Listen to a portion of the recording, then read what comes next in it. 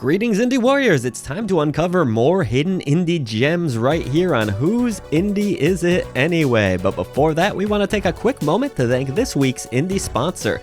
Black and white hidden object game 𝐤𝐤𝐤, just released on the Nintendo Switch. Did you like Where's Waldo books growing up? Or perhaps you just love finding random hidden items in general? 𝐤𝐤𝐤 should check all the boxes. The hand-drawn art looks fresh, and with 13 different maps and a variety of difficulty options, this one should offer plenty of kooky, crazy fun. Check out the link in the description box below.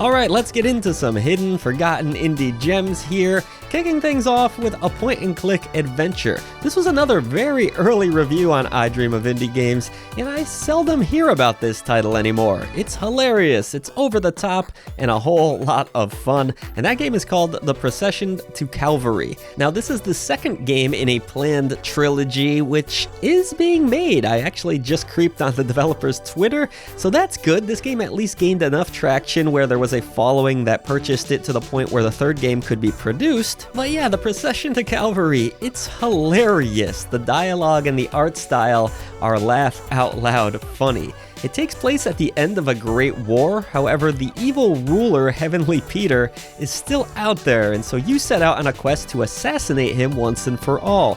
While the gameplay is standard point and click for the most part, what does set this one apart a bit from other games in the genre is the optional murder system. It's an easy way out of certain puzzles, but killing people has great consequences, no surprise there, and it can greatly alter your story. It's a completely absurd game, and as someone who enjoys history, I can't recommend this one enough. The Procession to Calvary is often on sale and comes well recommended for fans of the genre.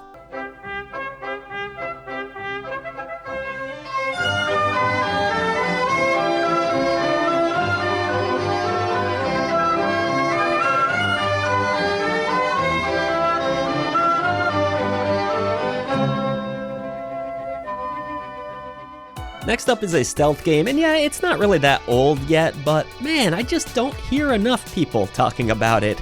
That game is UnMetal.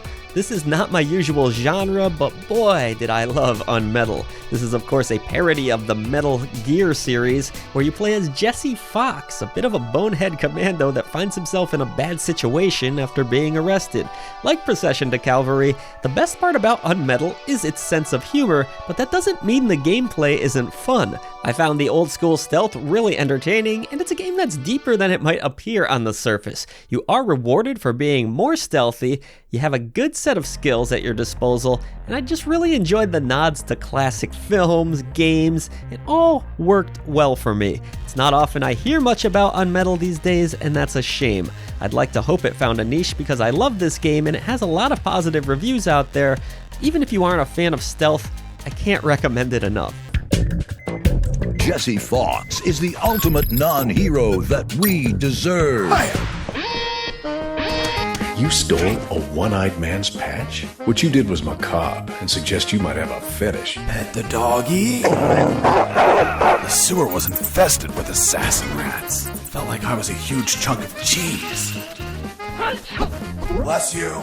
Our last selection for this week, as we tend to do with all of our final selections in an episode, this comes from Captain Derpy in our Discord channel. You can become an Indie Warrior legend or immortal by clicking the join button and get in on the Discord community for yourself. It's an amazing group of gamers. There's no nonsense in there whatsoever. I love being a part of it.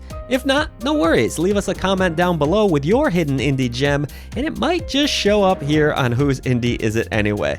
Derpy has chosen the Miskatonic. Quote, The Miskatonic is a fun visual novel that mixes the lore of Lovecraft with a sense of humor that can be equally dark. I haven't found another game that really looks like it, and while it is on the shorter side of things, we can all appreciate a good bite-sized spooky comedy now and again. Expect there to be a lot of creepy and quirky characters, fun puzzles, and moments that will make your skin crawl. A must-play for any horror fan.